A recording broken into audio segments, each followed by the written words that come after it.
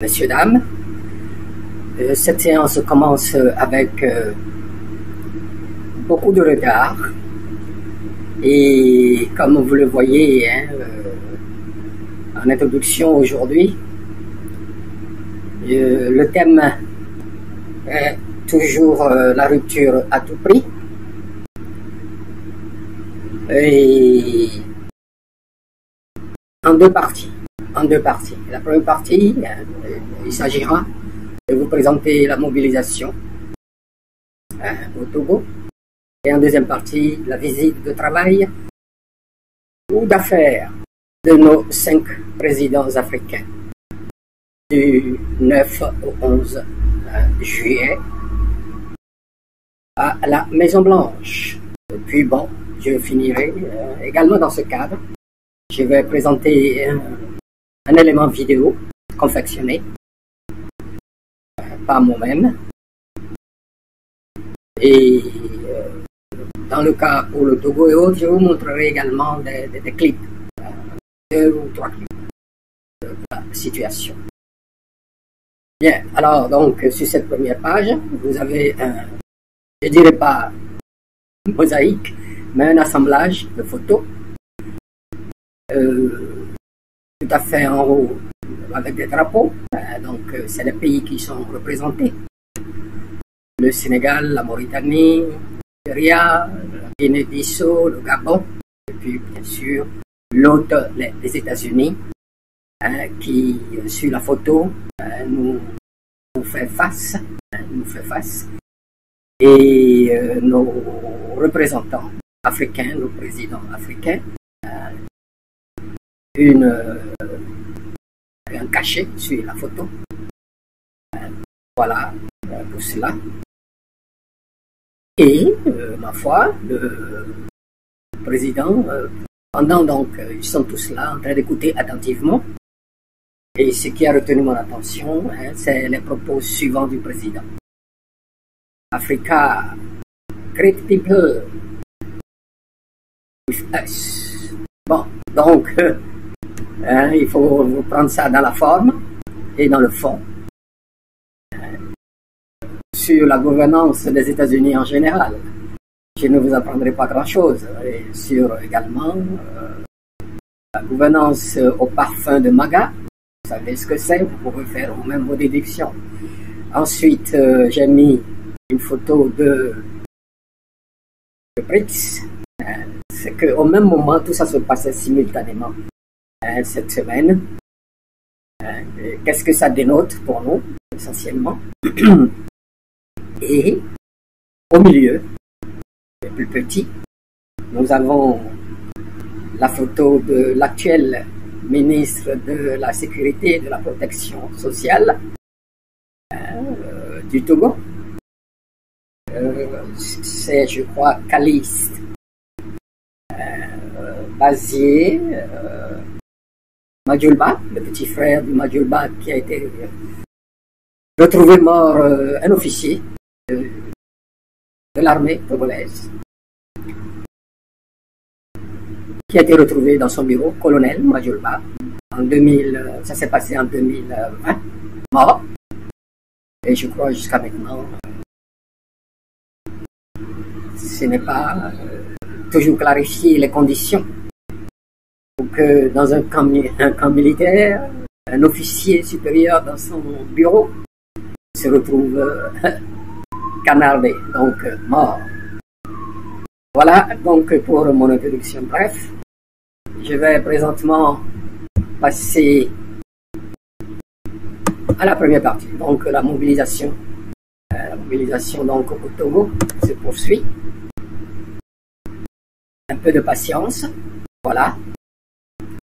Sur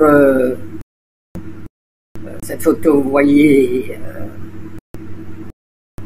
bien entendu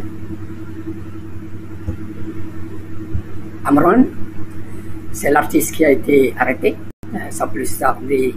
Et là, ce clip, ce segment que je vais vous montrer, c'est le segment que finalement, je suppose, il y a eu fuite, ils l'ont montré, ils ont donné plus sur les réseaux sociaux et quelqu'un a trouvé et a pris et à partager avec vous.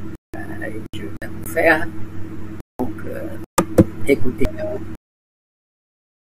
Au niveau de la plante de mes pieds. Ils sont passés temps à me passer à tabac. J'avais les pieds gonflés. Les nerfs de la plante des pieds avaient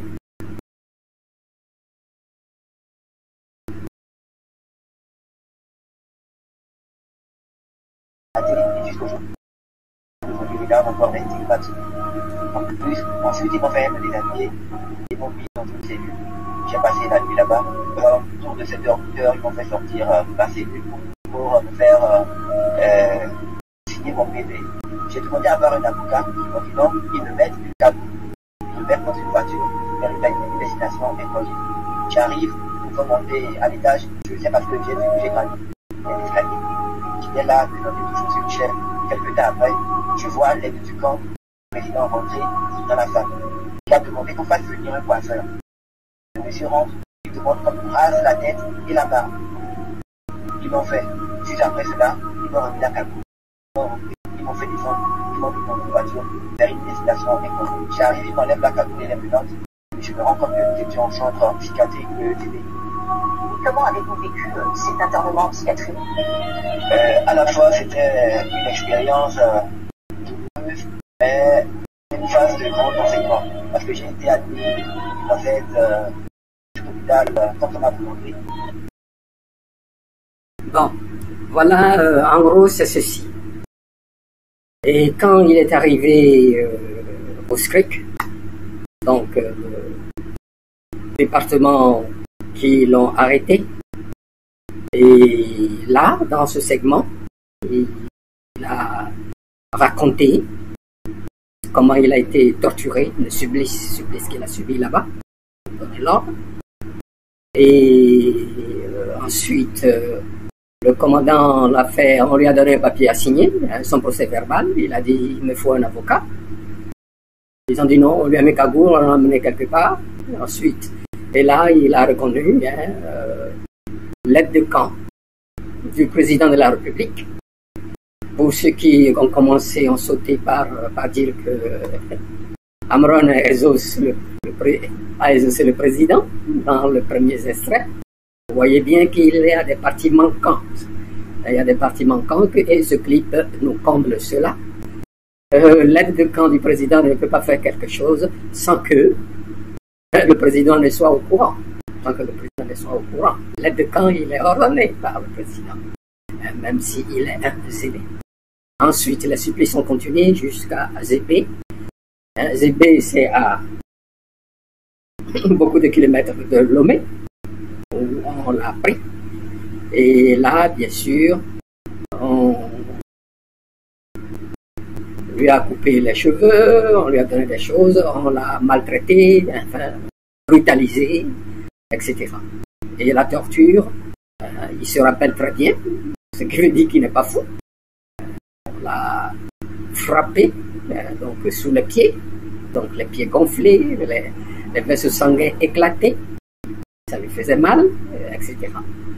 Et la dernière question que lui pose son avocate, c'était là, depuis Paris, donc je suppose dans les studios de France 24, là-bas, et il lui demande comment il a vécu cette expérience. Il dit ça a été une expérience douloureuse, mais dans le même temps, ça permet d'apprendre, parce qu'on l'a amené à Zébé sans son accord, donc ce centre d'internement psychiatrique, sans son accord, etc. Bon, donc ce segment, ce clip, ma foi, apporte la réponse à ceux qui avaient des doutes sur la détermination de Amron. Sur la détermination de Amron. Il nous montre qu'il n'a pas baissé les bras. Il n'a pas baissé les bras, ça continue. Et que le fait de dire que le chef de l'État n'était pas au courant, eh bien, c'est le signal, c'est son signal à nous pour dire, les gars, continuez la lutte. Les gars, continuez la lutte. C'était plutôt ça. C'était plutôt ça. Bien, je continue toujours à montrer deux petits trucs où malheureusement, une dame traversant un pont en bambou par 7 ans de pluie, s'est retrouvée dans l'eau. Heureusement pour elle, elle a été suffisamment intelligente pour s'accrocher à un bambou, pouvoir traverser jusqu'à l'autre rive. Je ne dirais même pas un pont de fortune, c'est 3 ou 4 bambous au milieu et puis une corde. Arrivée au milieu, presque au milieu, elle est tombée dans l'eau boueuse, à fort courant. Je tenais tellement à vous le montrer. Et ensuite, l'autre chose que je tenais à vous montrer, techniquement, je n'arrive pas, donc je donne la description juste comme ça. C'est une mobilisation réussie à certains endroits du pays où les dignitaires donc, de l'UNIR, c'est-à-dire le parti du président, sont assis avec les villageois, donc, qui, ma foi, sont pour eux, et ils font danser une petite fille, et cette petite fille en train de se déhancher, comme ça se faisait du temps du père Yadema. C'est quelque chose, c'est des danseuses. C'est une spécialité qui nous est venue du Zaïre, de Mobutu, et de Bongo. Il y avait des détachements de danseurs, de danseuses, et passer des heures à se déhancher. Juste une petite fille, peut-être de 6-5 ans danse, et les gens qui viennent la féliciter et lui donner de l'argent comme ça se passe chez nous, comme les gens font chez nous, pour signifier leur joie, leur enthousiasme. C'est de cela qu'il s'agit. Bon, s'agissant maintenant des États-Unis, il y a plusieurs éléments. Je vais donc essayer de vous montrer que la réaction du Bocaille, le président du Libéria, à qui Trump avait dit « Ah, tu parles un bon anglais, ou tu as appris l'anglais, etc., etc. » Et je vais vous faire écouter sa réaction maintenant que je l'ai chez lui. Enfin, certainement les premières impressions qu'il a données quand il a quitté là-bas.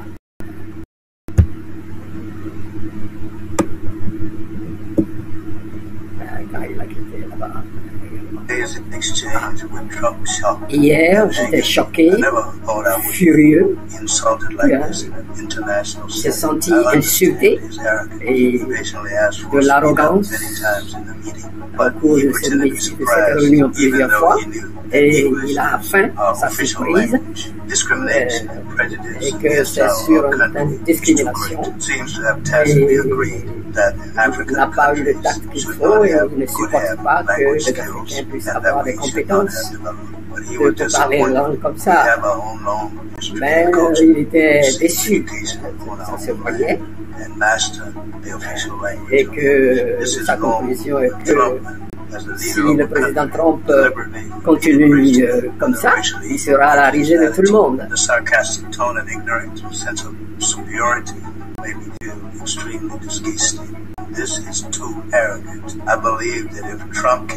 Totalement arrogant, et que si voilà, il sera à la risée de tout le monde. Bon, je vais encore jouer au moins pour que vous voyez, vous jugez pas vous-même de par son expression. Un de nos présidents qui nous ont représentés vaillamment.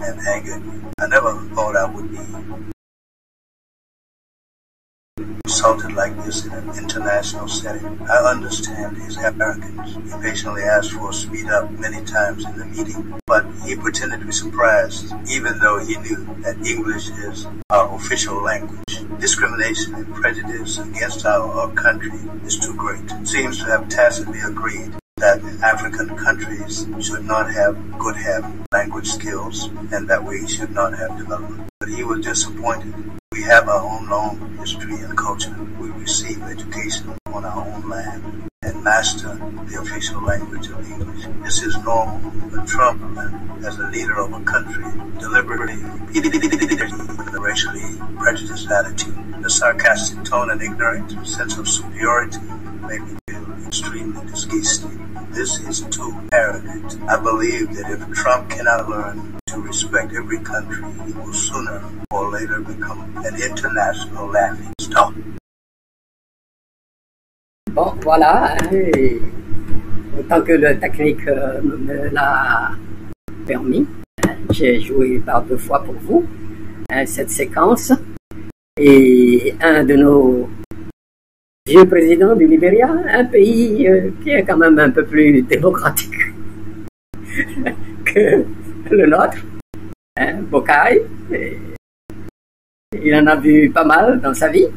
Et voilà, il est sorti de ce déjeuner de travail, de cette déjeuner d'affaires, complètement déçu. Je suppose que c'est sa première réaction. Très bien. Et ma foi, je dois dire que c'est dommage qu'il s'est retrouvé là. Et tout de suite, Bienvenue sur ma plateforme. je passe Avec plaisir, je vous présente ma capsule intitulée là aussi. Je vais La loi HR 7311 et son carillon. De quoi est-il question? excusez-moi, Du sommet USA Africa du 13 au 15 décembre 2022. On entend parler de partenariat et de démocratie. Pas mal. De moins en moins amnésique, naïf, serait-il inutile de se rappeler ou d'évoquer le HR 7311, cette loi scélérate votée en 2022 par la Chambre des représentants aux États-Unis en relation avec le récent USA-Africa Summit, ce marché des dupes, dans sa forme. Comment était ce spectacle? écoutons, c'est la vidéo. Paradoxal et pitoyable. Imaginez 49 mendiants, bien repus, au ventre bien plein, du continent le plus riche, l'Afrique, se bousculer au portail de l'oncle Sam, dominateur comme à son habitude. Dans son fond, avec leur cahier de doléances en main, défilant devant l'affable et très rusé M. Anthony Blinken, en charge des affaires extérieures. Aucun des 49 n'a osé demander l'abrogation de cette loi HR 7311. À l'étalage, qui, pour se plaindre du Rwanda, feignant de ne pas se tromper d'ennemi, qui, pour solliciter l'annulation ou remise de dette, ou encore de l'assistance militaire contre les soi-disant mercenaires russes exploitant les mines d'or près de la frontière avec le Burkina Faso, ou encore exprimer son inconfort et sa gêne avec les orientations salutaires amorcées ailleurs, telles qu'en Guinée, de Doumbaya, au Mali, de Goïta, au Burkina Faso, Ibrahim Traoré, nos pays du peloton de tête, des transitions en refondation. Ce sont les 3 grands absents de cette messe de mendicité et de soumission continue au grand Satan. Au total, 6, si on tenait compte du Sahara occidental en lutte pour son indépendance du Maroc, du Soudan, Khartoum, qui ploie sous une dictature militaire, et l'Érythrée. Tous ou presque, suspendus par l'Union africaine, des régimes non démocratiquement élus, donc insupportables, disent-ils. Voyons. Monsieur Ariel Henry, Premier ministre imposé après l'assassinat du président Jovenel Moïse d'Haïti, a pourtant été invité à l'Organisation des États américains, était-il élu?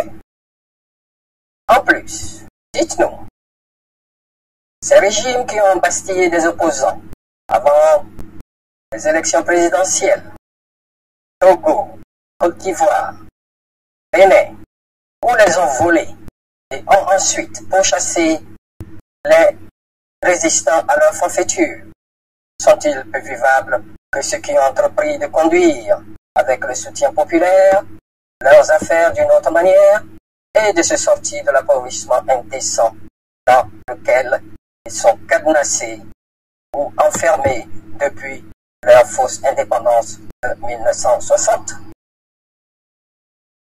Nullement surprenant, avec la logique variable des suprémacistes qu'a toujours appliqué l'oncle Sam. Il est très loin de changer sa façon d'opérer. Rien qu'à voir ce qu'il a fait de l'Ukraine et de l'Union européenne, ses vassaux face à la Russie. Apprenez que nous sommes très fiers du Burkina Faso, de la Guinée-Conakry et du Mali d'Assimi Goïta, pour ne pas avoir eu à nous faire subir cet affront du pitoyable défilé de mendicité à Washington, District of Columbia. En fait, ce n'était que la suite ou l'épisode 2 du périple entrepris auparavant, juillet-août, du secrétaire d'État Anthony Blinken et de l'ambassadrice Madame Linda Thomas Greenfield, siégeant aux Nations Unies. Un organisme, parmi tant d'autres, très instrumentalisé pour les intérêts égoïstes et suprêmes de l'Occident prédateur. C'était aussi la distribution de carottes, c'est-à-dire des aides à taux usuraires, dont on ne sortira jamais. La phase molle de leur système de suprématie au service exclusif de la classe ou la mafia financière, c'est-à-dire les banques, les grosses fortunes, tenant ces ineptocrates occidentaux à leur solde et nos pays en otage en attendant que des coups de bâton, que sa politique étrangère a consigné dans la loi HR 7311 ne tombe pour consolider son hégémonie planétaire en déclin. Celle-ci. Et les USA ne manqueront de les distribuer le moment venu, soit en comploteur direct ou en connivence. Des tentatives occidentales de déstabilisation déjà entreprises ou à venir, des États récalcitrants ou invivables à ses yeux. Exemple. Feu Sivanus Olympio du Togo, se cachant chez eux, n'a jamais pu sauver sa vie, froidement abattu par le sergent-chef Étienne Yadema, un démobilisé de l'armée coloniale française. Un homme averti, nous entendons l'oncle Sam, tout comme en Afghanistan, l'Irak, la Somalie, la Syrie, le Vietnam, Laos, Cambodge, etc. Nous n'avons rien de bon à espérer de ce sommet USA-Africa de 2022, dont le but est de mieux nous enchaîner depuis que la France et l'Union européenne perdent pied, et aussi pour endiguer la Chine, la Russie et autres compétiteurs sur notre continent. Quant à nous, que faire? Cessons d'être naïfs et œuvrons pour le changement du rapport de force en notre faveur, en intensifiant le travail de prise de conscience partout où c'est faisable, intensifiant le travail de mobilisation partout où c'est possible, dénonçant les injustices et incongruités, sans épargner nos élites transnationales, leurs acolytes. Et construisant leur propagande mensongère et autres contre-vérités diffusées par leurs officines, RFI, France 24, TV5, le marchand de claviers, de plumes ou de micros, ces journalistes et analystes à leur solde. Chers auditeurs et auditrices, qu'en dites-vous? Du courage à nous. Merci de votre attention. Commentez, partagez, likez. Bien, c'est la fin de cette vidéo que techniquement je n'ai pas pu. La machine ne m'a pas obéi comme je souhaitais, alors que dans la préparation tout allait bien. C'est donc la vidéo intitulée HR7311 et son carillon, comme une cloche qui sonne, c'est-à-dire que la suite, en gros, la première vague de visite que le représentant aux Nations Unies ou que le secrétaire d'État, celui qui était là avant Rubio, a fait en Afrique, a fait un grand périple pour nous amadouer. Et puis ensuite, il y a eu la conférence, le sommet USA à Africa, après que Trump nous ait traité de shitholes, des pays de merde, c'est pas intéressant. Et 4 ans donc après, et quelques 6 mois, il revient à la charge. Et c'est dans ce cadre qu'il a changé. Ou alors pour les intérêts économiques et stratégiques des États-Unis, que la situation évolue. Pour ceux qui l'ont aidé à se retrouver à la Maison-Blanche, pour leurs intérêts, a changé légèrement tout. Il a pris par section de l'Afrique. Cette fois-ci, ça a été l'Afrique de l'Ouest jusqu'au Gabon, là-bas. Certainement, il va prendre encore d'autres. RDC, déjà, a appuyé déjà ce que Biden a fait. C'était rare qu'il intéresse. Il continue son chemin, il continue à faire son travail, à défendre les intérêts de son pays. C'est dans ce cadre que les Nord sont bien. Au moins, j'espère, vous avez entendu l'audio et je mettais en garde. À la fin, que ce soit démocrate ou républicain, nous, Africains, ne devons pas nous faire division. C'est toujours la même idéologie. La doctrine de Monroe, avec moi ou sans moi. Cela imprime leur conscience et leur subconscient. C'est pour ça qu'ils sont arrogants, ils prennent tout de la position de force. Trump, Salman Maga, Make America Great Again, c'est d'abord l'Amérique. J'espère que ça arrivera un jour si, franchement, à l'unisson, d'abord l'Afrique. Bien. Et là, j'ai ramené M. Majulba, Alexis Majulba, l'actuel ministre de la, je dirais de l'insécurité et de la protection incivile, ou de la protection du zoo togolais. Vous avez, je m'excuse, entendu de la bouche d'Amron comment il a été traité comme un animal. C'est le lot de tous ceux qui sont en désaccord avec. C'est comme ça. Sa tête te plaît, ce que tu as dit ne te plaît pas, mais la main sur toi. Tu n'y échappes quand. Et il y a des milliers de détenus d'opinion dans les prisons. Et là où j'ai pioché cette photo que j'ai fait de ce ministre, c'est que la personne se demande comment en 2022 on a tué ton frère et toi tu dis. C'est vous dire que ça pose là une question de moralité. C'est la question. La dynastie Adema, je ne l'ai pas dit jusque-là, est une démocratie amorale et immorale. Amorale et immorale. Amorale, c'est pour la recherche d'intérêt personnel. Et immorale, bon, pour ce qui est des concepts qu'on nous a inclus par notre éducation, formation. Et il les jette à la poubelle, il fait ce qu'il veut. Les textes ne veulent rien dire. Même si lui, il signe texte aujourd'hui, Demain, ils jettent le texte, c'est autre chose. Bon, c'est un peu cette moralité qui l'a guidé à se lever et jeter la Constitution de 92 de côté et a choisi lui-même sa Constitution, a créé votre Constitution. Il s'en fout de vous. Il est un peu comme Donald Trump, il fait à sa tête. Et là, j'en arrive à une petite synthèse et mon mot final. Alors, et pourquoi également les BRICS? Et de tout temps, que ce soit maintenant ou par le passé,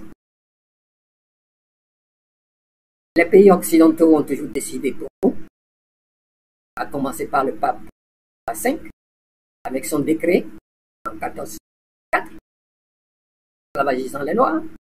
Par la suite, la colonisation, à partir de la conférence de Berlin, 1884-25, ça a duré 8 mois, cette conférence, le partage. Chose que beaucoup de ceux qui s'intéressent au sort de l'Afrique sont au courant, je le répète, ne savent pas. Et ensuite, nous sommes arrivés à nous. Ça a été toujours ça, les autres ont toujours décidé. Bien. Et depuis donc 60, ils ont commencé à se débarrasser de ceux d'entre nous qui veulent du bien à l'Afrique, de prendre en main les choses. Il y a eu le Momba, très tôt, 31, Sylvanus Olympio à la suite, et après, ils ont fait pas mal de renversements de gouvernement. Dans certains cas très ridicules, au Bénin, il échange conseil présidentiel, etc. Enfin, c'était le Dahomey. Et en Afrique profonde, la France-Afrique, c'est cela. Boca, qui est le grand patron. Elle a suicidé Robert Bourgi, qui maintenant, dans son 3e âge, sort pour nous dire, oh là là, faites attention, faites attention. Et il est choqué par ce qui se passe au Sénégal, où on l'appelle tonton, puisque lui est né là-bas, il a grandi là-bas. Du fait de la solidarité, de l'hospitalité africaine, on le considère comme Dieu de là-bas. Ça aurait été la même chose dans tous les pays, toutes parties du continent. Et qu'est-ce que nous devons faire dans cette phase de passage du monopole unipolaire? Progressivement, avec l'arrivée des BRICS, glissons vers un autre monde, un monde multipolaire, qui a commencé au départ avec 5 pays. Le Brésil, la Russie, l'Inde, la Chine et l'Afrique du Sud. Et depuis donc la conférence de l'Afrique du Sud, il y a eu 2 ans de cela, ils ont réussi à intégrer d'autres. Donc on parle de plus. Ils sont une dizaine. Et ils ont aussi des associés. Ils ont une banque. Et dont l'objectif, ma foi, est d'arriver à jouer le même rôle que la Banque mondiale et le FMI. Et là, les monnaies locales sont utilisées, pas forcément le dollar, et petit à petit, déjà entre eux-mêmes, font le commerce en monnaie locale. Donc, le dollar perd de son influence. Le dollar, comme vous le savez, c'est un des piliers plus de l'armée qui, ma foi, fait la puissance américaine. C'est pour cela que les Européens sont toujours là, tout petits, malgré leur euro. Ils sont devenus entièrement vassals des États-Unis.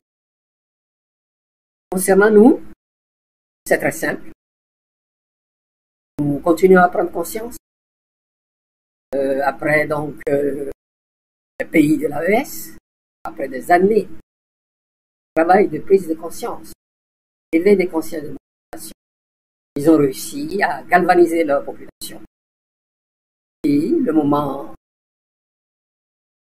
dans le rapport de force, leur a permis, ils ont pu mettre dehors les déstabilisateurs.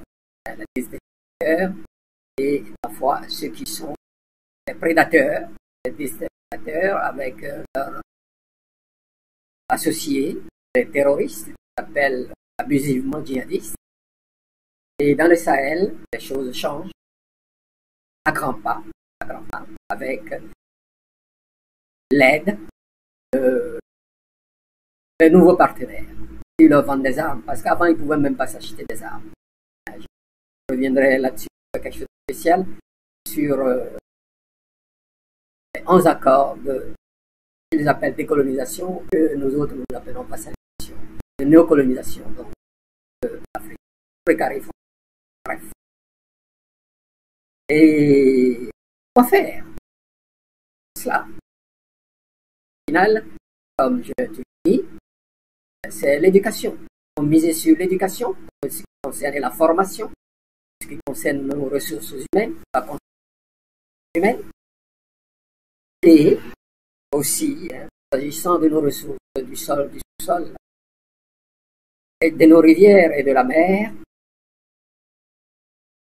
tout faire donc, pour l'importation, pour l'industrialisation, ce qui suppose transfert de technologie, avoir les moyens, dans cette phase intermédiaire, les moyens financiers, pour donc acheter, former, matériel qu'il faut, et surtout faire de compétences. Ce que les États du Sahel essayent de faire. Dans ce contexte géopolitique de lutte entre l'Occident et les risques, qui, ma foi, donne d'autres alternatives au pays de se développer petit à petit. Mais alors, l'Afrique a pas mal de courtisans. Courtisans, il y en a de plus en plus. Il y a l'Iran, le Venezuela, il y en a d'autres. Ils ne sont pas nombreux, mais ils sont presque membres. Saisis cette occasion pour faire de très grands bons. Maintenant, la dernière question que l'on peut me poser, c'est que quel lien y a-t-il entre tout ça et la situation actuelle du Togo? La réponse est là. La réponse est là pour vous-même, pour le voir. Les autres ont toujours décidé pour nous, en s'appuyant sur, s'agissant particulièrement du Togo, sur nos incompétents incapables, les Yadema, la dynastie de Yadema, et les élites qui cherchent à manger, amoraux, immoraux, tout comme la dynastie qui servent. Voilà. Et l'expérience a été faite cette semaine également par ce qui s'est passé à la Maison Blanche avec nos 5 invités. Et je rappelle que aussi, je crois, j'ai lu quelque part, ou entendu, que les États du Sahel aussi étaient invités, mais poliment, diplomatiquement, déclinés. Bon, les autres, pas déclinés, ils sont allés, ils savaient, je suppose, ils savaient à quoi s'attendre avec Donald Trump. Ils sont allés poliment pour l'écouter et essayer de vendre ce qu'ils peuvent vendre. J'espère qu'ils ont réussi.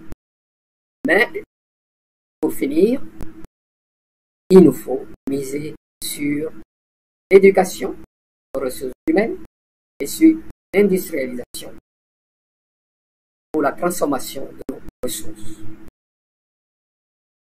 de nos matières premières, je veux dire, vous comprenez mieux. Et dans nos partenariats, si nous avons la technologie, ça va. Si nous ne l'avons pas, eh bien, à chaque fois que nous signons, il faut qu'il y ait un transfert de technologie. Voilà, c'est sur ça que je m'arrête. C'est des choses qui sont répétées à longueur de journée. Je le fais dans un cadre ici avec quelques supports pour les rendre beaucoup plus illustratifs. Le message, plus illustratif, le message. La technique n'est pas souvent de mon côté, même si dans mes préparations tout va bien, il y a toujours du fait peut-être de l'échauffement. Voilà. Pour ceux qui, ma foi, seront intéressés par cette vidéo, hein, vous allez, je répète, vous allez sur YouTube, Google, Nouveau Trini, N-U-V-O, T-R-I-N-I, et vous aurez donc une vidéo. Faites écouter et faire vos rêves. Voilà donc pour ma séance de rupture du 11. Également, je vous ai apporté quelques éléments de mobilisation. Le M6, M66 et d'autres continuent à mobiliser, conscientiser donc notre mission. Le rapport de force est à notre faveur. Profitons-en pour sortir de l'ornière dans laquelle nous a plongé cette dynastie soixantenaire, sexagénaire, incompétent et médiocre en termes de gestion d'un pays. Et ils ont pu tenir, ils ont pu tenir uniquement à cause du support de la France-Afrique. La France-Afrique aime mettre des médiocres à la tête de nos États. Ou alors des gens qui sont capables, mais qui leur sont acquis. L'exemple de la Côte d'Ivoire. L'exemple du Sénégal pendant des années, avant l'arrivée de Faye et de Sonko, qui essayent, tant bien que mal, parce qu'ils ont leur cellule dormante dans tous ces pays. Voilà la situation. Et j'espère que ça continuera et que le cadre plat que le Togo a connu pendant 60 ans, on saura mettre fin à ce calme plat. Très rapide. Gardons espoir. Très bientôt. Du courage à nous. Prudence et